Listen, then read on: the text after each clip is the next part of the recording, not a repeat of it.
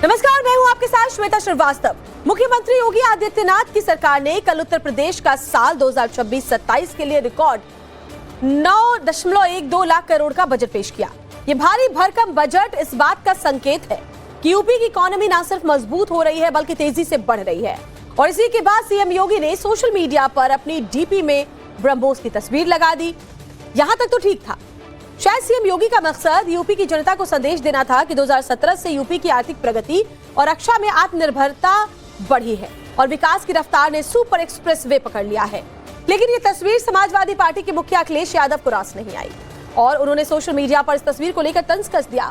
अखिलेश यादव ने तंज कसते हुए लिखा कि क्या आप बुलडोजर की जगह ब्रह्मोस भेजोगे? अब इसी ने सियासत को गरमा दिया है। बड़ी खबर आपको बता रहे हैं, मुख्यमंत्री योगी आदित्यनाथ ने ब्रह्मोस की जो तस्वीर शेयर की उसको लेकर के अखिलेश यादव ने उन पर तंज कसा है। अब आपको दो तस्वीरें एक साथ दिखा देते हैं। एक तरफ सीएम योगी की तस्वीर दिखाएंगे जो उन्होंने अपने सोशल मीडिया पर लगाई है। ये तस्वीर जरा देखिए, सीएम योगी का एक क्लियर कट मैसेज है और ये देखिए बुलडोजर से ब्रह्मोस तक। और अखिलेश यादव ने उसके बाद तंज कसा कि क्या आप अब बुलडोजर की जगह ब्रह्मोस से कार्रवाई करोगे। ये लखनऊ की फैक्ट्री की तस्वीर पहली वाली है जब योगी ने यहां का दौरा किया था। दूसरी तरफ अखिलेश यादव का वो पोस्ट है। अखिलेश यादव लिखते हैं, अब क्या बुलडोजर की जगह ब्रह्मोस भेजेंगे? तो दिल्ली लखनऊ की लड़ाई कुछ ज्यादा ही आगे बढ़ गई है क्या? मतलब सीएम योगी पर निशाना तो साधा ही, साथ ही दिल्ली से इसे जोड़ भी दिया। सिर्फ डीपी बदल लेने से क्या कार्य सिद्ध हो जाएगा? आपने डिफेंस कॉरिडोर की बात की थी। डिफेंस कॉरिडोर्स कहाँ पे हैं? आज अलीगढ़ में जीरो वर्क है, आज आप देख लें झांसी में जीरो वर्क है। आपने कहा था कानपुर में मात्र और मात्र एक काम, लखनऊ में 9 वर्षों में मात्र 2 काम। आपने क्या काम किया है? इंडस्ट्री डिपार्टमेंट जिसको अपने युवाओं का जो है संरक्षक होना चाहिए था, उनको नौकरियां देनी चाहिए थी, महिलाओं को सशक्त करना चाहिए था। आज आप देख लें कि कितना परसेंटेज वो ब्यौरा तक नहीं दे पा रहे हैं कि हमारे कितने लोगों को आज धरातल पर नौकरियां मिली हैं। तो इस समय इंडस्ट्री विभाग जो है और ये 1 ट्रिलियन इकोनॉमी की बात करने वाली सरकार धरातल पर कंप्लीटली जीरो है। देखिए, अखिलेश यादव तो विनाशकारी व्यक्तित्व के धनी हैं। पिताजी की कमाई को बर्बाद कर दिया, समाजवादी पार्टी को बर्बाद कर दिया, उत्तर प्रदेश को बर्बाद कर दिया। अब उनको विनाश के अलावा कुछ और तो सूझता है नहीं। अब माननीय मुख्यमंत्री जी ने डीपी लगाई तो ये इस बात का उदाहरण है, पूरी दुनिया को संदेश दे रहे हैं कि लखनऊ के अंदर ब्रह्मोस का निर्माण हो रहा है जो पाकिस्तान में जाके मार रही है। लखनऊ की बनी हुई ब्रह्मोस से पाकिस्तान कांप जा रहा है तो अखिलेश के पेट में दर्द होगा ना जी। वो तो वोट बैंक की राजनीति करते हैं, मुस्लिम तुष्टीकरण की। अखिलेश भी वही भाषा बोलते हैं जो पाकिस्तान बोलता है, तो इसलिए उनको ब्रह्मोस से परहेज है, उनसे उनको घृणा हो गई है कि लखनऊ की ब्रह्मोस पाकिस्तान में क्यों मारेगी। और जहां तक वो बुलडोजर की बात कर रहे हैं तो बाबा का बुलडोजर अनैतिक काम करने वालों पर, बेईमानों पर, भ्रष्टाचारियों पर, अवैध कब्जा करने वालों पर, अवैध संपत्ति एकत्रित करने वालों पर इसी तरह चलता रहेगा। और देखिए, हमारे साथ इस मुद्दे पर 2 खास मेहमान भी जुड़ रहे हैं, लेकिन इस मुद्दे पर बहस से पहले अपने दर्शकों को ब्रह्मोस के बारे में फटाफट से कुछ जानकारी दे देती हूँ। तो लखनऊ की फैक्ट्री में इसका प्रोडक्शन साल 2025 में शुरू हुआ है और हर साल करीब 80 से 100 मिसाइलों का उत्पादन यहाँ होगा। दरअसल ब्रह्मोस मिसाइल को भारत और रूस ने मिलकर बनाया है। जमीन, हवा और समुद्र से लॉन्च की ताकत है। आवाज की गति से 3 गुना अधिक रफ्तार होती है इसकी, जिसकी वजह से बेहद खतरनाक है। एयरफोर्स, सेना और इंडियन नेवी इसका इस्तेमाल करती है। 900 किलोमीटर तक सटीक निशाना साधने में इसकी क्षमता है, यानी कि आप समझ सकते हैं कहां तक दुश्मन के इलाके के अंदर ये दाखिल हो सकते हैं। दुश्मन के डिफेंस सिस्टम को भेदने में भी इसका कोई सानी नहीं है और इसकी ताकत की गवाही ऑपरेशन सिंदूर आपको याद होगा, जिसमें इसी मिसाइल ने पाकिस्तान में तबाही मचाई थी। अब अपने खास मेहमानों का रुख करते हैं। राकेश त्रिपाठी प्रवक्ता है भारतीय जनता पार्टी के, हमारे साथ जुड़े हुए हैं और साथ ही राजकुमार भाटी साहब प्रवक्ता है समाजवादी पार्टी के, मेरे साथ स्टूडियो में मौजूद हैं। राजकुमार भाटी साहब, पहले आपके पास ही आऊंगी। मुझे बताइए कि ऐतिहासिक बजट इसको बताया जा रहा है, इसमें रक्षा उत्पादन, बुनियादी ढांचे पर फोकस है, लेकिन कुछ चीजें तो ऐसी होनी चाहिए ना जिस पर राजनीति ना हो। अब ब्रह्मोस से क्या दिक्कत है भाई? ब्रह्मोस देश की पहचान अगर बनता है तो इस पर राजनीति क्यों? नहीं, हम तो जब से भारतीय जनता पार्टी की सरकार है केंद्र में और उत्तर प्रदेश में, तब से चैनलों पे हमसे यही सवाल किया जाता है, इस मुद्दे पर राजनीति क्यों? तो हमें मीडिया लिस्ट बना के दे देगा किसके मुद्दे तो ब्रह्मोस पे आपको लगता है ब्रह्मोस क्या है उत्तर प्रदेश के लिए कुछ खास है? अरे वहां बन रहा है तो आप भी बना लेते अपने कार्यकाल में, क्या दिक्कत है? सवाल पूछा तो मुझे जवाब देने का मौका दे। आपने सवाल पूछ लिया, मेरी समझ में बहुत अच्छी तरह आ गया। बोलिए। लेकिन एक तो ये सवाल गलत है बिल्कुल कि इस मुद्दे पर राजनीति क्यों, उस मुद्दे पर राजनीति क्यों। राजनीति हर मुद्दे पर होती है, राजनीति होती इसलिए है विपक्ष का धर्म बनता है हर मुद्दा को उठाए। दूसरी बात जो अखिलेश जी ने व्यंग किया वो एक व्यंग्यात्मक टिप्पणी है। उसे वही समझ पाएंगे जिन्हें आज उत्तर प्रदेश और दिल्ली के बीच जो झगड़ा चल रहा है उसका थोड़ा बहुत आभास होगा। माननीय मुख्यमंत्री योगी आदित्यनाथ जी बहुत जल्दी राष्ट्रीय नेता बनना चाहते हैं। वो राष्ट्रीय मुद्दों पर उनकी ज़्यादा नज़र रहती है, उत्तर प्रदेश की वो उपेक्षा करते हैं। उत्तर प्रदेश का तो कोई मुद्दा हल कर नहीं पा रहे हैं, कानून व्यवस्था का तो बुरा हाल है, अस्पतालों में तो दवाई नहीं है, स्ट्रेचर नहीं है, मरीज तो साइकिल पर बैठा बैठा के ले जाए जा रहे हैं। ठीक है, तो इसमें आईसीयू में लाइट भाग जाती है, चूहे कुतर जाते हैं मरीजों को। आखिरी टिप्पणी में कर दूं, जो एक विधायक कह रहे थे कि अवैध संपत्ति पर बुलडोजर चलता है, गैर कानूनी कामों पर चलता है, तो जो कप सिरप माफिया उनकी अवैध संपत्ति पर तो बुलडोजर नहीं चला। बिल्कुल चलेगा, मेरठ में एक बेटी का अपहरण कर लिया और मां की हत्या कर दी, उसके ऊपर तो बुलडोजर नहीं चला। इनका बुलडोजर जाति और धर्म देख के चलता है। तो जवाब ले लेते हैं ना, मोहित खान जिसे कोर्ट ने बाइज्जत बरी किया है, देखिए क्या कह रहे हैं उसकी संपत्ति पे इनका बुलडोजर चल गया। सेलेक्टिव अप्रोच है भारतीय जनता पार्टी की उत्तर प्रदेश की सरकार की, वो चुन चुन करके उन्हीं लोगों को टारगेट करते हैं जिनको उन्हें करना होता है। लेकिन सवाल सबसे अहम ये है कि ब्रह्मोस में जैसा वो ये कह रहे हैं कि मुद्दा कोई भी हो, राजनीति करेंगे, विपक्ष तो सवाल उठाएगा, क्या कहेंगे इस पर? कि मुंबई में टी सीरीज के मालिक गुलशन कुमार की हत्या हुई थी और हत्या के बाद जब एजेंसियों ने असलहा बरामद किया तो उस असलहे पर लिखा हुआ था मेड इन बम्भौर। बहुत रिसर्च किया एजेंसियों ने कि ये बम्भौर कहां पर है, कौन सा देश है बम्भौर, और रिसर्च करते करते पता चला कि उत्तर प्रदेश का जिला आजमगढ़ और आजमगढ़ का एक गांव है जिसका नाम है बम्भौर, और उस गांव से असलहे अवैध कट्टे बनते थे जिस कट्टे से हत्या की गई थी गुलशन कुमार की। यही उत्तर प्रदेश की छवि को वेब सीरीज में बना करके मिर्जापुर जैसी वेब सीरीज बनी थी कि उत्तर प्रदेश में कट्टों का व्यापार होता है, उत्तर प्रदेश में अवैध असलहे बना करते थे। यही समाजवादी पार्टी की सरकारों ने उत्तर प्रदेश की छवि को बना रखा था। लेकिन योगी आदित्यनाथ की सरकार आने के बाद से उत्तर प्रदेश की छवि को यू टर्न चेंज करने का हमने काम किया। अवैध असलहों की फैक्ट्रियों पर रोक लगाई और उत्तर प्रदेश के भीतर आज हमने वेबलैंड स्क्वाड के रिवॉल्वर्स बन रही हैं, उत्तर प्रदेश के भीतर ब्रह्मोस की मिसाइलें बन रही हैं, उत्तर प्रदेश में तोप के गोले बन रहे हैं, उत्तर प्रदेश में आज तमाम इस प्रकार की आयुध जो रक्षा क्षेत्र से जुड़े हुए आयुध हैं उनको बनाने का काम उत्तर प्रदेश में हो रहा है। उत्तर प्रदेश की ये बदलती हुई छवि राजकुमार भाटी जी की पार्टी को ये रास नहीं आती है, क्योंकि इनके लिए तो वो जो संगठित अपराध गिरोह तंत्र चला करता था ना, अतीक भाई का, ये मुख्तार भाई का, ये मुकीम काला भाई का, ये जो अपराध तंत्र जो चला करता था, संगठित गिरोह चला करते थे, उनकी सप्लाई रुक गई, उनके कट्टे रुक गए, क्योंकि ये ब्रह्मोस मिसाइल का काम तो मुख्तार भाई, अतीक भाई और जो तमाम जो मरहूम भाई हो गए हैं उनके काम आने वाला नहीं। तो अब इसलिए इनको ब्रह्मोस से दिक्कत है। पूछ लेते हैं कि दिक्कत इस बात से राजकुमार भाटी साहब कि पहले असलहे बनते थे अपराधियों के लिए, अब सेना के लिए ब्रह्मोस बन रहा है, तो उससे तकलीफ है समाजवादी पार्टी को क्या? एक सवाल हमसे ये भी अक्सर पूछा जाता, आपके साथ तो शायद श्वेता जी मैं पहली बार आज डिबेट कर रहा हूं, लेकिन ये सवाल पूछा जाता आपको मीडिया से क्यों शिकायत रहती है? मीडिया से हमें इसलिए शिकायत रहती है, आपने मुझे 30 सेकंड में 4 बार टोका। राकेश त्रिपाठी 3 मिनट बोले, आपने एक बार नहीं टोका। नहीं बोले सर, 3 मिनट नहीं बोले, वो तो मैं आपको निकाल के दिखा दूंगी ड्यूरेशन। दिखा दो मुझे अभी, क्योंकि उन्होंने जो सवाल आपसे आपने टोका तो नहीं था। नहीं, बिल्कुल, उन्होंने जो सवाल पूछा, ये जो मीडिया का रुख है नहीं, वो बोल रहे थे, उन्हें बीच में ही रोका है मैंने। अभी ये जो मीडिया का रुख है नहीं, राजकुमार भाटी जी शायद आप, क्योंकि आप पहले भी बात को घुमा रहे थे, देखिए उनको वो अभी भी बोल रहे थे, मैंने उन्हें बीच में रोका है और आपसे जवाब लिया है। मैं अपनी बात कहूंगा जरूर। अब आप अपनी बात कहिए, दिक्कत आप चाहें तो मुझे 100 से हटा सकते हैं, लेकिन मैं अपनी बात कहूंगा जरूर। आपको बुलाया हमने, मेरी बात को आप रोक नहीं सकती। क्यों नहीं रोक सकती? ये जो मीडिया का रुख है नहीं रोक सकती। नहीं, आप जवाब ये मैं आपके शो में रहूंगा ही नहीं। नहीं राजकुमार भाटी, आप मुझे हटा दीजिए। आपसे मेरा सीधा ये सवाल नहीं, सीधा नहीं, मैं जो जवाब मैं दे रहा हूँ वही दूंगा। जो आप सवाल कुछ भी जवाब नहीं, मीडिया का मतलब हेडमास्टर नहीं होता। कैसी बातें कर रहे हो आप? मत करिए, आप मुझे बताइए, क्यों हट जाएंगे? मैं आपसे सीधा सवाल, मैं आपकी मर्जी से तो बोलूंगा नहीं, मैं अपनी मर्जी से बोलूंगा। राकेश त्रिपाठी जी, ये क्या मतलब है कि ये नहीं बोलोगे वो नहीं बोलोगे? नहीं, मैं ये कहीं नहीं, आप ये नहीं बोलोगे, आप वो नहीं बोलोगे। बोलने दो मुझे। बोलिए, आप बोलिए कि क्या पहले असलहे बनते थे अपराधियों के लिए, ब्रह्मोस बन रही है सेना के लिए, तो दिक्कत है इस पर? देखिए, ये जो मीडिया का रुख है नहीं, विपक्ष को हर बात पर टोकते हैं, सत्तारूढ़ पार्टी को वो सेफ वे देते हैं, ये बहुत गलत है, लोकतंत्र के लिए खतरनाक। और आप जो बोल रहे हैं वो भी बहुत आसान है मीडिया पर बोलना। अब आप जवाब दीजिए। अब मैं, आप तिलमिलाए मत, नहीं, आप एंकर हैं। नहीं, मैं तो दिन भर ये काम करती हूं। ये सोच के मत खड़े होइए शो में कि आप मालिक हैं। ये आप लोगों की एक आदत बन गई है। केवल अधिकार सवाल पूछने का। आप हमें जिस भी शो में जाते हैं वहां ऐसे ही आप एंकरों पर सवाल उठाते हैं, ऐसे मीडिया पर सवाल उठाते हैं। आप सीधा जवाब दें राजकुमार जी, बहुत इज्जत से मैं आपसे। कुछ एंकर सुधर गए हैं, लेकिन बाकी अभी नहीं सुधरे हैं, तो उन्हें सुधारना पड़ेगा। क्या एंकरों को सुधारने का? आप नाराज हो रही हैं बाप के साथ में, क्या डिबेट? मतलब क्या होता है? आप मुझसे बिल्कुल शत्रुता का व्यवहार कर रही हैं, आप निष्पक्ष हैं ही नहीं। आप जवाब ही नहीं दे रहे। मैं जवाब दे रहा हूँ, आप देना देना करता हूँ।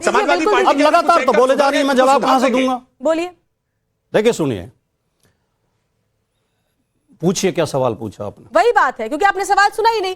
सवाल उन्होंने आपसे पूछा कि समाजवादी पार्टी की सरकार में असलहे बनते थे अपराधियों के लिए, अब बीजेपी की सरकार में अगर सेना के लिए ब्रह्मोस बन रहा है तो ठीक है, आ गया जवाब। अब जवाब दीजिए आप। उत्तर प्रदेश के डीजीपी ने अभी 2 महीने पहले प्रेस कॉन्फ्रेंस की और यह बताया कि जब से योगी जी मुख्यमंत्री बने 3 मुठभेड़ रोजाना उत्तर प्रदेश में हुई है। मुठभेड़ का मतलब है कि गुंडे पुलिस के ऊपर गोली चला रहे हैं, बदले में पुलिस गोली चला रही है। ये जो 3 गोली रोजाना पुलिस के ऊपर चलाई जा रही हैं, ये कट्टे तमंचे कहां से बन के आए, कौन सी कंपनी से बन के आए? वो आपकी कंपनी है क्या? उसे लाइसेंस आपने दिया क्या? ये हवाई बातें कर देना। समाजवादी पार्टी के शासन में आज से बेहतर कानून व्यवस्था थी।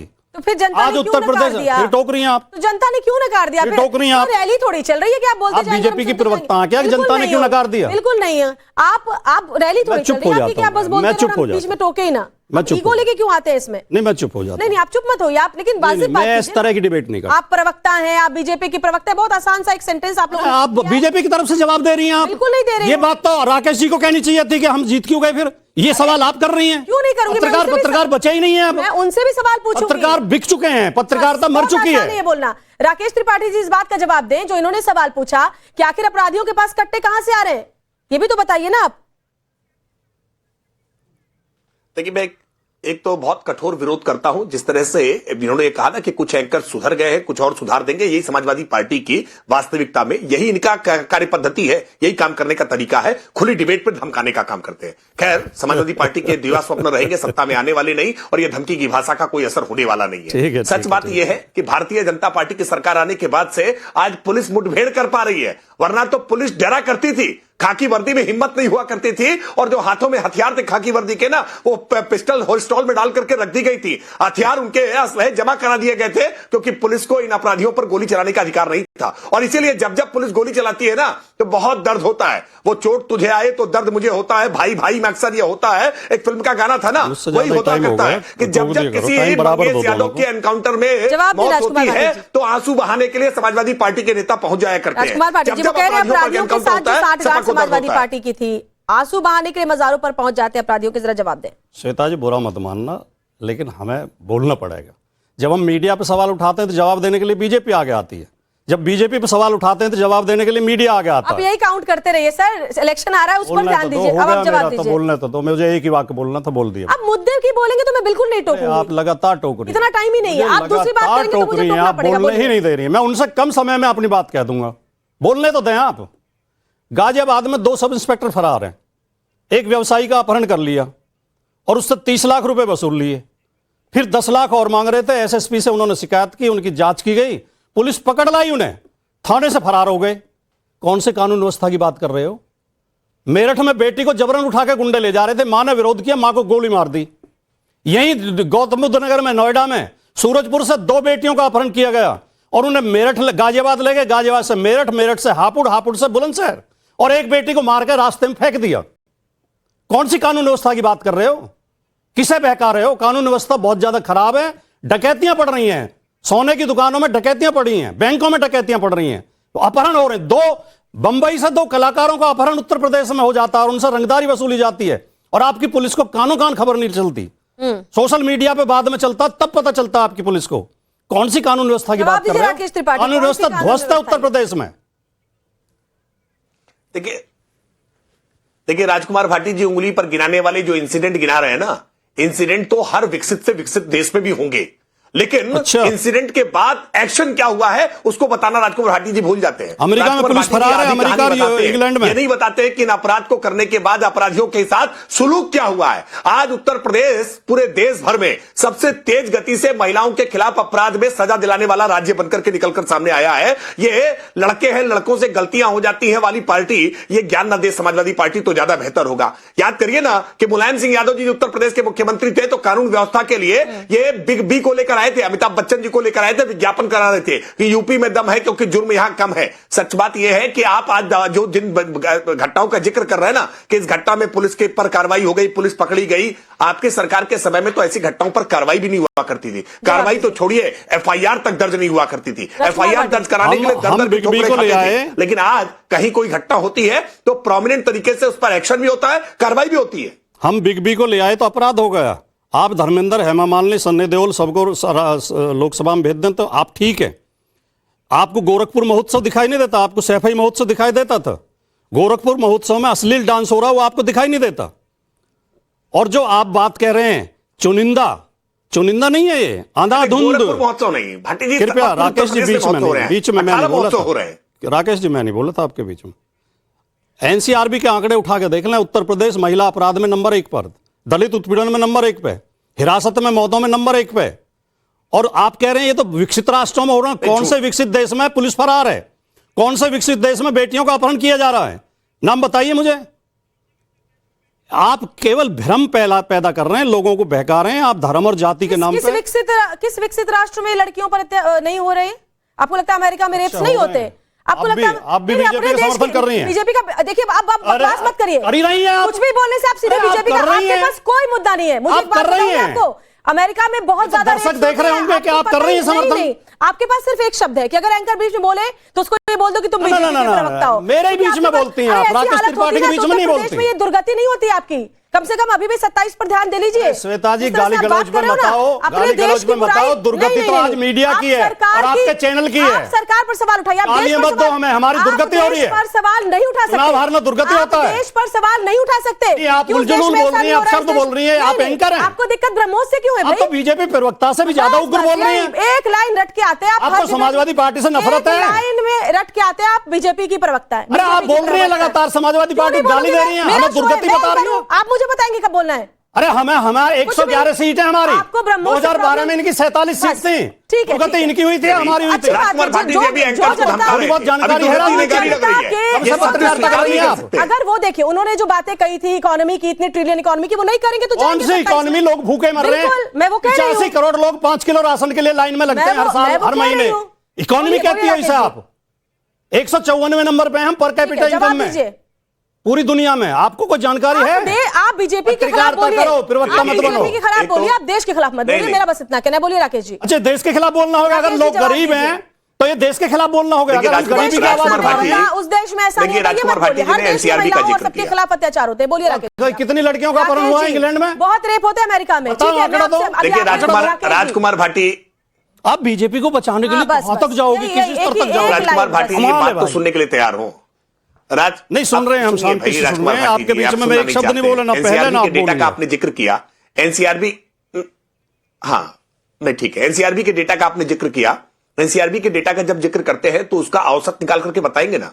अगर जनसंख्या के लिहाज से उत्तर प्रदेश देश का सबसे बड़ा राज्य है तो आप क्राइम के नंबर्स में उसका औसत के आधार पर बात होती है। आप तो बेहतर ढंग से जानते हैं राजकुमार भाटी जी, आप तो पुराने पत्रकार रहे हैं, आप जानते हैं ना कि हमेशा अपराध दर के आधार पर निकल आता है। लेकिन जानबूझ करके आप जैसे लोग इस बात को झूठे तरीके से प्रस्तुत करना चाहते हैं, जबकि एनसीआरबी के डेटा को आप ठीक ढंग से जानते हैं कि आपकी सरकार की तुलना करके अगर 2017 के बाद से देखा जाए तो उत्तर प्रदेश में कैसे आज हत्या, डकैती, लूट, बलात्कार, इन सभी अपराधों में कैसे आज गिरावट आई है, कितनी बड़ी संख्या में इसमें कमी आई है। वक्त कम है। उत्तर प्रदेश की आबादी उस समय भी ज्यादा थी जब समाजवादी पार्टी की सरकार होती थी। तब तो आप अपराध गिनवाते थे हमें, तब तो आप जंगल राज बताते थे। बदायूं में 2 लड़कियों ने सुसाइड कर लिया था। एक घटना को 1 महीने तक आप चलाते रहे।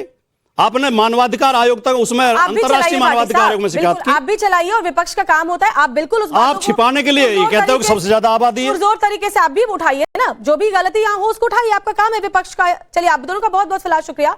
विधानसभा में इस वक्त मुख्यमंत्री योगी आदित्यनाथ कुछ कह रहे हैं, सीधे वो सुन लेते हैं। मिलेगी, उन्हें स्वास्थ्य की सुविधाएं जो मिल रही हैं वे यथावत मिलती रहेंगी।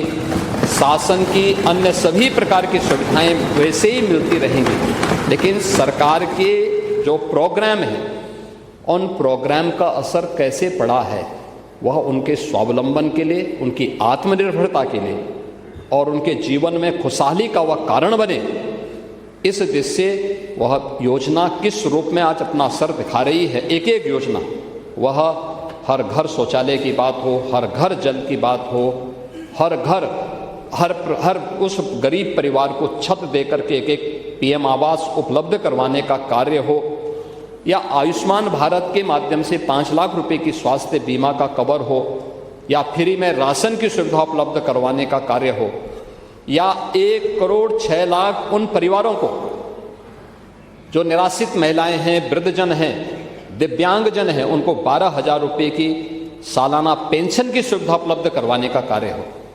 ये यथावत चलती रहेंगी और अन्य जरूरतमंदों को भी सरकार उन्हें उपलब्ध कराएगी। यह सरकार उसके साथ जोड़ रही है, ऐसा नहीं किसी को रोकने के लिए, बल्कि उसमें और क्योंकि उसके परिणाम आ रहे हैं, लोगों ने विकास की इस प्रक्रिया के साथ जुड़ करके उसका लाभ लिया है। सरकार इस बात को लेकर के ही आज इन कार्यक्रमों के साथ उस परिणाम के बारे में भी सदन को अवगत करा रही है, क्योंकि उपलब्धियों के साथ साथ भावी कार्य योजना ही दस्तावेज होता है राज्यपाल जी का, संसद में राष्ट्रपति जी का अभिभाषण होता है और विधानसभाओं में राज्यपाल जी का अभिभाषण होता है, और राज्यपाल जी का अभिभाषण उसी बात को यहां पे प्रस्तुत करने का है। आपने देखा होगा, आपने बहुत सारी चीजों को अपने भाषण में उसको स्वीकार भी किया है कि संगठित अपराध नियंत्रित हुआ है। कुछ अन्य मुद्दे भी आपने उठाए हैं, और सचमुच ये 9 वर्ष, अभी लगभग 9 वर्ष की जो यात्रा है, ये 9 वर्ष की जो यात्रा, ये सरकार की अपराध और अव्यवस्था से अनुशासन की यात्रा है, कर्फ्यू से कानून का राज का है, उपद्रव से उत्सव की यात्रा है, समस्या से समाधान की यात्रा है, और अविश्वास से आत्मविश्वास की यात्रा है। यानी ये यात्रा केवल एक सत्ता प्राप्त करने की होड़ नहीं है,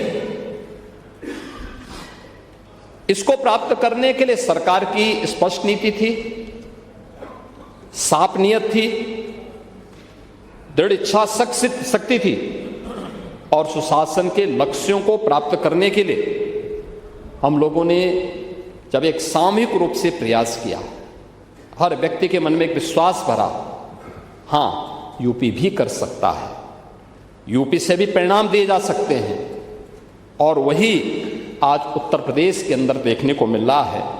और आज अब यह उत्तर प्रदेश बीमारू राज्य नहीं है, आज यह TTT का एक प्रतीक बना है। TTT, technology, trust and transformation, यानी इन तीनों की एक त्रिवेणी बनकर के उभरा है। उत्तर प्रदेश तो त्रिवेणी के रूप में पहले से ही विख्यात था। माँ गंगा, माँ यमुना और माँ सरस्वती की त्रिवेणी प्रयागराज में मिलती है, करोड़ों की संख्या में श्रद्धालु जाता है। लेकिन अब यूपी उस त्रिवेणी का, पूरा यूपी उस त्रिवेणी का प्रतीक बना है, और उस त्रिवेणी को बनाने के लिए उत्तर प्रदेश ने जो कार्य किए हैं, पहली बार सदन में प्रदेश का आर्थिक सर्वेक्षण भी प्रस्तुत हुआ है।